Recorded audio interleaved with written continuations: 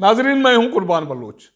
साबिक़ वज़ीर-ए-आज़म मियां नवाज शरीफ ने नई जंग शुरू करने का फैसला किया है और मौजूदा सियासी तर्ज अमल से मायूस कुछ बागी सियासतदानों ने नया फोरम कायम किया है, जिसका इफ्तिताह कल कोयटा से होने जा रहा है। तहरीक इंसाफ को मजीद 35 पंक्चर लगाए गए हैं। क्या उसके बावजूद तहरीक इंसाफ इमरान खान की सियासत कायम रह सकेगी? आने वाले इंतखाबात और मौजूदा जो तैयारी शुरू हो गई है, इसके असरात क्या पड़ेंगे, इस पर रोशनी डालने की कोशिश करेंगे। इससे पहले एक मुख्तसर सी वीडियो है, आप देखें, मैं भी देखता हूं, उसके बाद मजीद बातचीत करते हैं।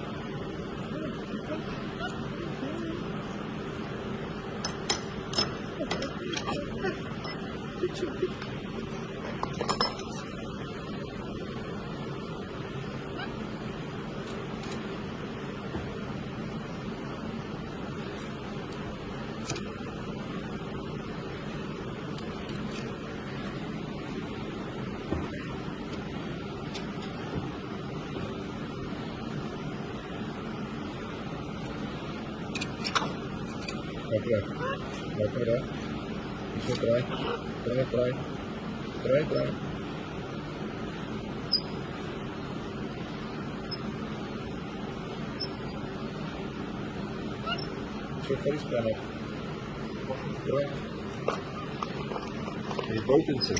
En hoe komt het boot in? Op de boot in.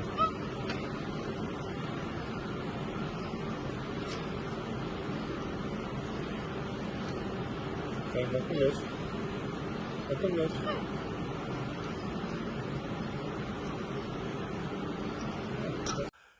ये वीडियो आपने देखी, ये पाकिस्तान की तारीख है जिसमें पाकिस्तान को तोड़ा गया, मरोड़ा गया, बनाने की कोशिश की गई, फिर तोड़ा गया, और उसके जो मैकेनिक थे ऐसे ही थे जैसे इस वीडियो में दिखाए गए।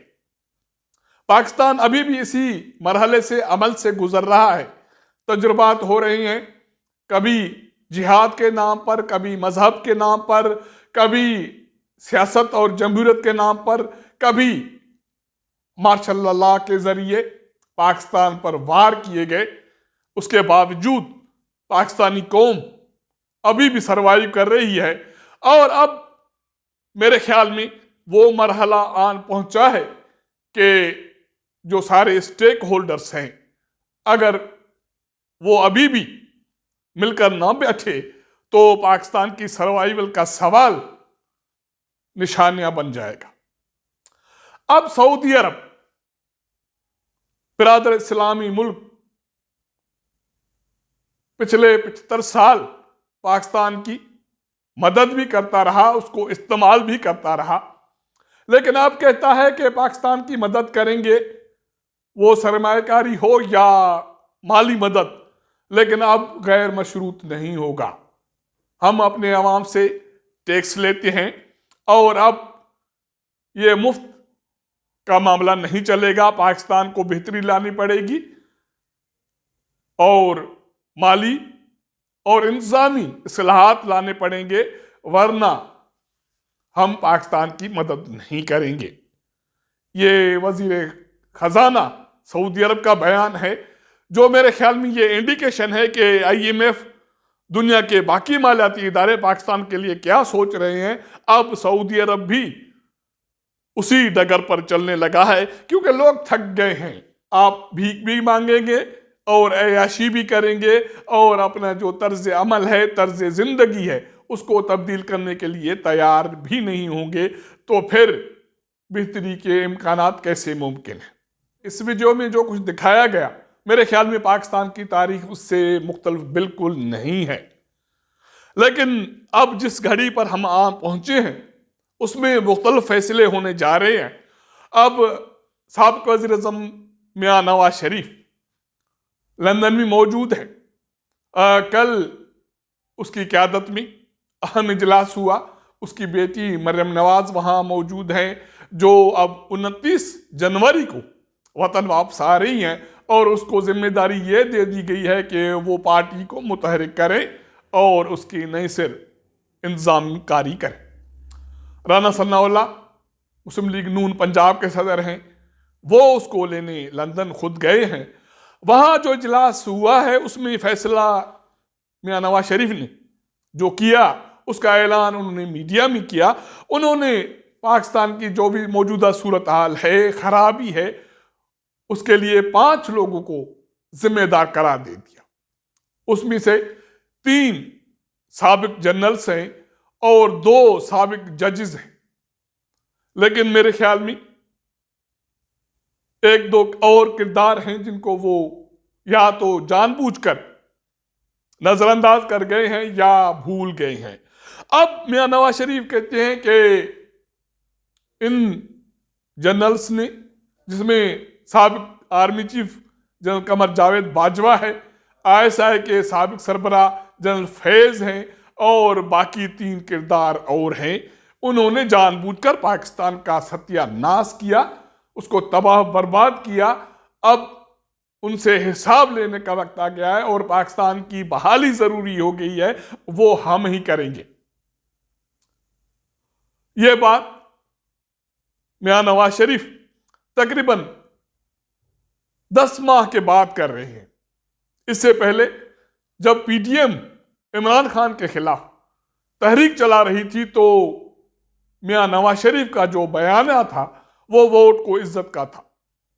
उसके बाद उसके भाई को इक़्तिदार की कुर्सी का शौक चढ़ा और वो आखिरकार इक़्तिदार की कुर्सी पर चढ़ गए, जिससे नून लीग का जो बयाना था वो डूब गया।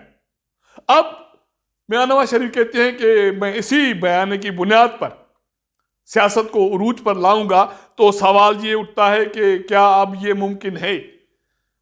यही बयान साबिक आर्मी चीफ के खिलाफ या जनरल्स के खिलाफ इमरान खान पेश कर रहे हैं कौम के पास, और यही बयान साबिक वज़ीर-ए-आज़म मियां नवाज शरीफ पेश करेंगे, तो क्या वो इस बयाने की बुनियाद पर उरूज पा सकेंगे?